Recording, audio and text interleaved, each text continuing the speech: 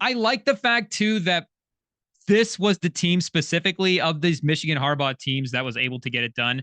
The team with McCarthy at quarterback, who was Harbaugh's guy, went out and recruited him, brought him in, developed him, and was kind of the missing piece that Harbaugh needed to solve this thing, because he got the transfer in Rudock, brought Spade in, tried the Spade thing, and then there was a Joe Milton run, but kind of the thing missing was the quarterback piece. But Harbaugh now gets his title and really, like we were saying, built this thing from the ground up as well too, because if you kind of look at his tenure over now what is almost a decade as the Michigan head coach, it's not like his recruiting classes have necessarily been the highest ranked recruiting classes.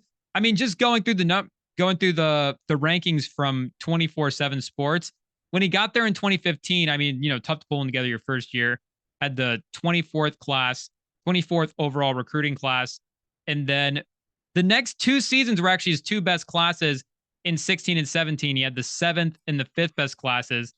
And then since then, 22, 10, 12, 13th, 12th, and then last season, the 20th best class. And I mean, you still landed a handful of studs in there. McCarthy brought in Daxton Hill in a previous team, got Jabril Peppers early when he landed there.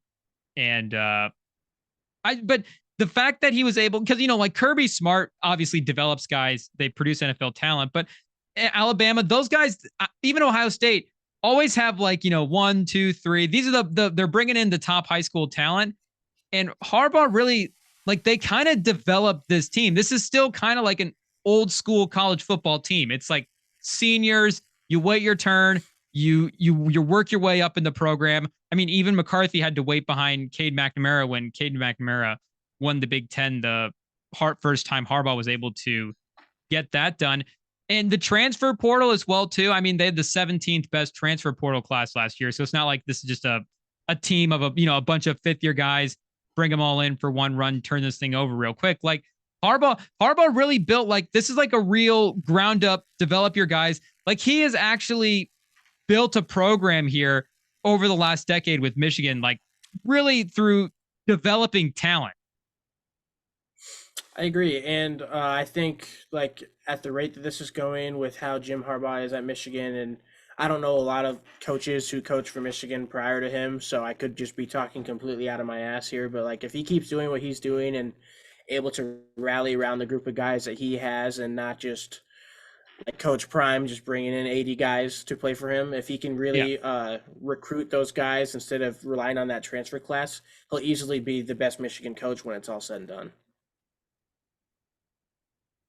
And I think the reason that is important, specifically the fact that he has worked this thing, is because, I mean, we definitely want to celebrate the Michigan title. It's fantastic that they were able to pull this done, but pull this off, get this done. But the overall Harbaugh thing right now is whether or not he's even going to be back next year, and whether or not he's even going to take it, whether or not he's going to leave for the NFL. And the fact that he built this thing from the ground up, if the NFL was a priority for Harbaugh at this point, wouldn't he have just left already? But the fact that he actually stayed, built the program, wanted to win he wanted to win a national title. Because again, if the NFL, he would have left. And this has been a decade-long run. He's in his 9th season as the head coach for Michigan. And historically, guys, when they get to a program, guys usually when they get to a program win the national title early. They don't usually build it up that way, and then all of a sudden, you're winning the national title a decade into your tenure. I mean, just in recent memories, you've got Saban won the title at LSU in his 4th season, and then at Bama in his 3rd, Urban Meyer in his 2nd at Florida, Ohio State 3rd, Jim Trussell in his 2nd season at Ohio State, Bob Stoops his 2nd season at Oklahoma, Pete Carroll his 3rd season at USC. I mean, the two other Michigan national titles that, we mentioned, at 97 and 48, the 48 coach was in his 1st season, and Lloyd Carr was in his 3rd season in 1997. And since since 1940. So basically since the entire run of the AP poll, the only guys that have won the national title longer into their tenure than Harbaugh have all ended up being with the school for like 25, 20 plus years. The only ones that weren't were Don James at Washington, was there for 18 years. And there's a Michigan State coach, Duffy Dowdery. This one's going way back, and he was there for 19 years. So basically all of these guys were like tenured coaches. I mean, we're talking Joe Paterno, Bobby Bowden, Tommy Osborne, Lavelle Edwards. The only other guy, the guy that Harbaugh is tied with in 9 seasons, is Dabo Swinney at Clemson. He's been there obviously 16 years, one of the other longest tenured coaches, and on pace to be, a 20-year guy, tenured type guy at Clemson. If he's just going to leave now. I don't understand the purpose of building up a program to just walk away when it's at his peak. Like the fact that it just seems like people are totally writing off the table. They're just completely writing off the option of him wanting to build like an awesome college football program. And the fact that he actually stuck around, waited it out with Michigan, and eventually got it done is absolutely incredible. But I don't know, that to me, that kind of says he wants to be here. But everybody else, like Feinbaum, said he's going to leave.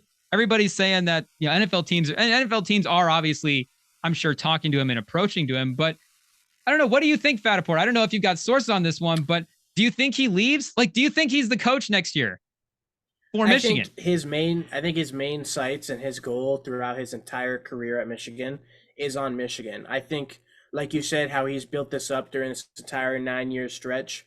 I think if he would have wanted to go to the NFL, he would have gone after last year. It was a team that was ranked second going into the college football playoff, easily his best year since he'd been at Michigan. If his entire goal was just to make himself look good to go back to the NFL, I think he would have accomplished that last season. And then, like you said, going into this year, he liked what he had. He believed McCarthy was the best quarterback in college football. He liked everybody on that team and that entire locker room. There's no reason for him to leave, and I think he understands that as well. And I understand that, like, if NFL teams are going to approach him for coaching jobs, he's obviously going to take those into consideration. But I think his main sight for the rest of his career will be on Michigan. And I don't think he's necessarily aiming for a return to the NFL, but if one were to happen, I think it would just be like the right place at the right time, and not because that's what he's been aiming to do this entire time. And I know it's not even just the NFL opportunity of it or whatever, the money, just whatever comes with being in the NFL. There is the potential that he gets suspended for the stuff that happens this year, next season. But even for that, they're saying what? I think the biggest total the biggest total I can think of that I've heard is 6 games. And I think everybody reasonably is saying like 3 or 4 games. And that's only for one season. So if you're telling me he's going to leave the University of Michigan for a 3-game suspension and something that's really not going to matter. And I think in that university too, I don't think it like affects his standing in the university. I don't think it necessarily like fractured any relationships there between him and any academics or presidents or athletic departments. Like I just don't think he's going to bolt for that. And I don't think he's going to just leave for an NFL opportunity. And I think another thing that people are also overlooking in this is like, do you think he wants to compete against his brother in the NFL?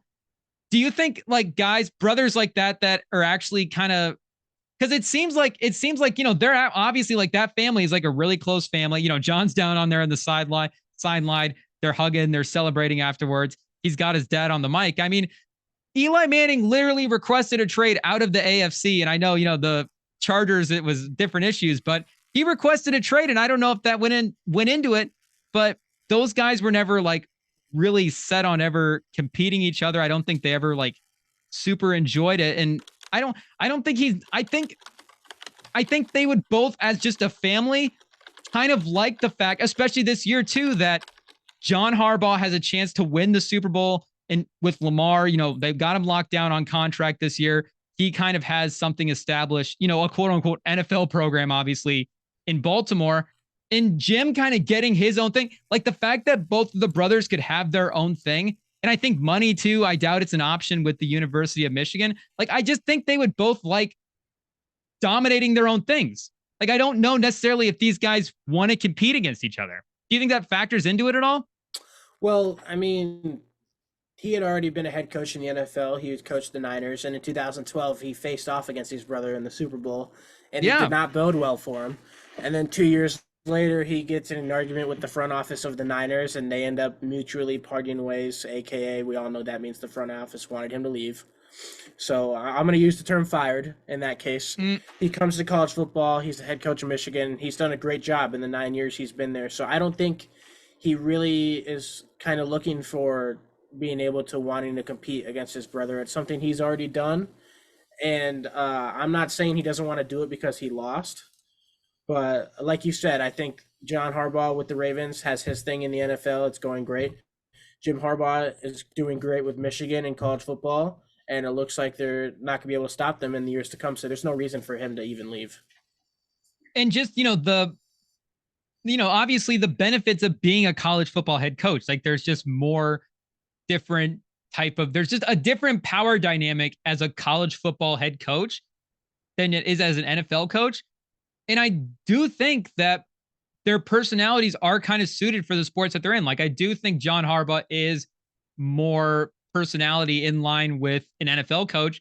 And I think Jim Harbaugh is, the recruiting, again, the power that he has at a big, in terms of Division I schools. I mean, academics, you put all the pieces together. We're talking about arguably the best school in the nation. And as the college football head coach of that program, we're talking about a super powerful figure over there. I think they kind of like the vibe that they have going on. And especially this season too, if they're both able to get their respective championships in their respective things, I kind of just think they would want to keep it going like that. And I honestly don't think he's going to leave Michigan. I think he's going to be tempted. We maybe are going to get reports that he's going to leave, but again, like Feinbaum, I don't know. Is Feinbaum a well-sourced guy?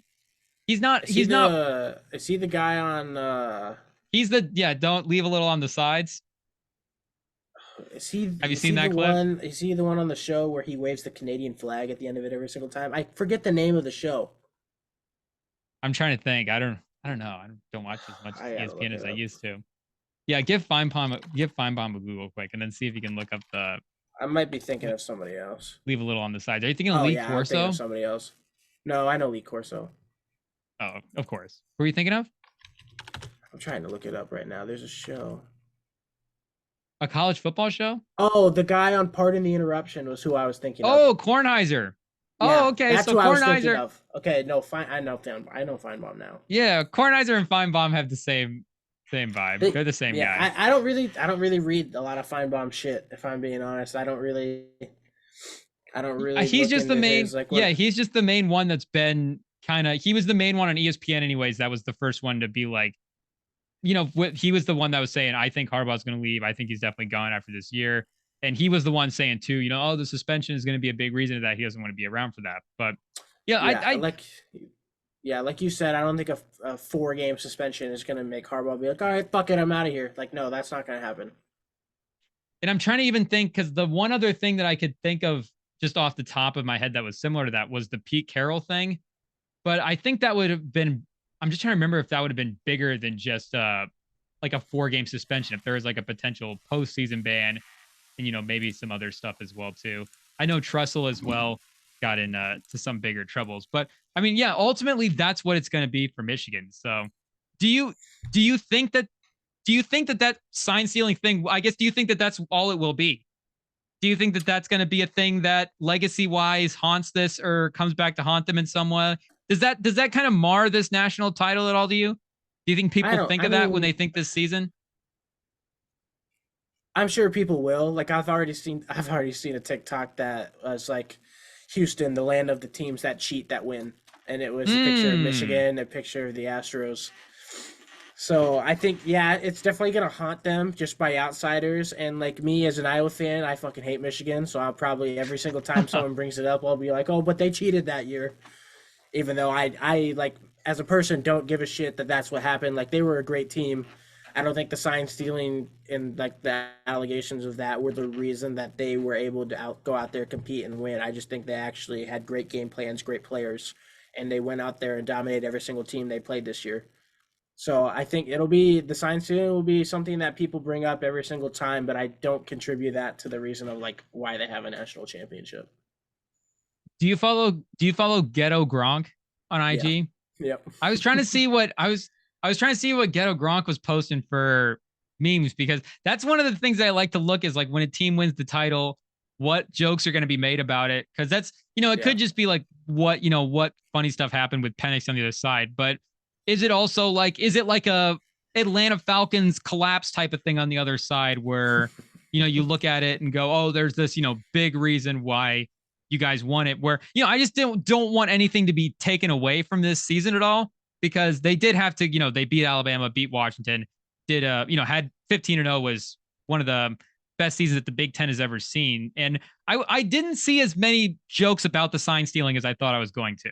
I thought that would be kind of a big thing. And I honestly felt like everybody was kind of taking it easy. I mean, the couple of weeks after is when like all the memes and shit start to come out from the game. So you'll So we probably gotta start to wait. see a lot of shit. So yeah, I would just give it like Okay. probably within this next week and the week after will probably be a lot of that shit that comes out. But I've been seeing as a Michigan fan, you probably will have to live the rest of your life whenever you bring up this national championship that everyone just thinks that you won it because you were cheating. So good luck for that. Because me as a sports fan, I've never had to deal with that. So well, that's the benefit of not winning championships as a Iowa football fan. But and who knows hey, how hard. hey, we almost won the Big Ten. Shout out to was it 50, 58, 55? The one national title team you guys snuck in there. I don't even know. I don't even know what year. I know we almost beat Michigan State in the Big Ten championship in 2015, and that was the last time that we've gone into a game 1958 maybe winning. 58. co-champs with LSU. Finished second in the AP poll, Co-champs, won that the doesn't Rose Bowl. count. That doesn't count. Randy Duncan? Bro, you're going to take Who the away from the Randy Duncan national who is that? championship season? It's the only one you have. It's a half championship. It doesn't fucking matter. Iowa has half a championship. We've Well, half shout a out to the half a championship. championship Iowa team and the Michigan's CJ got two and a Beathard half team. now. I guess two, if that 97 was another co-champ situation, I think, with Nebraska. What about So 48 or whatever? Was that a full one or was that a co one? that was outright. So yeah, two and a half Two. now. But the one other thing I did want to ask you really quick is would either Georgia or a fully healthy Florida State have won the national title if they'd made it in? Georgia would have kicked the shit out of everybody. Oh no. Yeah. Carson Beck? Georgia would have kicked the shit out of everyone. I mean, Georgia was like the strongest team throughout the rest of the year who didn't have a chance to go in because of the SEC championship. I'm not disagreeing with the decision that the group made for the college football playoff because I think they picked the right four teams at that time and like how people lost and stuff. But with how strong Georgia has been the last 3 years, I believe that they could beat everybody except for Alabama whenever they want. I think I'm like 50-50 on whether or not I agree with you. Obviously, Georgia would be like one of the 2 or 3 teams I wouldn't want to play this year. And they did get lucky that they didn't have to play them. But they were able, Penix and just the way they were able to throw him off with his movement. I wonder if they could do the same things to Carson Beck on that team. And the fact that a fully healthy Jordan Travis, I wonder if that's the most scary situation for this Georgia or for the Michigan team, because you have kind of a dual threat guy, and he just was a guy that like had composure at the end of games as well too. And I feel like looking back on the season, that's gonna be the biggest what if of the year. I mean, there is obviously the what if Georgia beats Alabama in the SEC championship game, but the what if Jordan Travis doesn't get hurt, because I don't think it's just a Florida State thing either too. Like they could have been number 1 in the poll, undefeated, ACC championship. Jordan Travis could have been the Heisman Trophy winner if the team checks all those boxes. He continues to put up all the stats and stuff. So I do feel like between those two teams, I actually am kind of leaning toward Florida State now being the bigger what if between those two teams. And I do think eye test wise, Georgia obviously it's close because I feel like they seem like the more dominant team, but the matchup against Michigan, the way Michigan did put it on Washington was impressive. And I do wonder if Jordan Travis would have given him the most problems of any quarterback. The thing with Georgia though is like I think that your defense would have been able to do slightly the same thing against Georgia like you did against Washington, but then you're also facing a much better defense and a more complete defense when it comes to Georgia, who's had arguably the best defense in college football the last 3 years until this year, where you passed that torch on to Michigan. So I think that's something you'd have to take in consideration, and that's kind of why I say that Georgia could kick anybody's ass. And I know there was a lot of players for Florida State who elected not to play in that bowl game against Georgia. Pretty much all their main ones. On the same time, there were a lot of players for Georgia that one doesn't who count. Elected not to play as well, and they still unfortunately beat them that by game 60. doesn't count. So it doesn't count in the eyes of Florida State fans because they're a bunch of fucking cryberries who just wish their quarterback was healthy.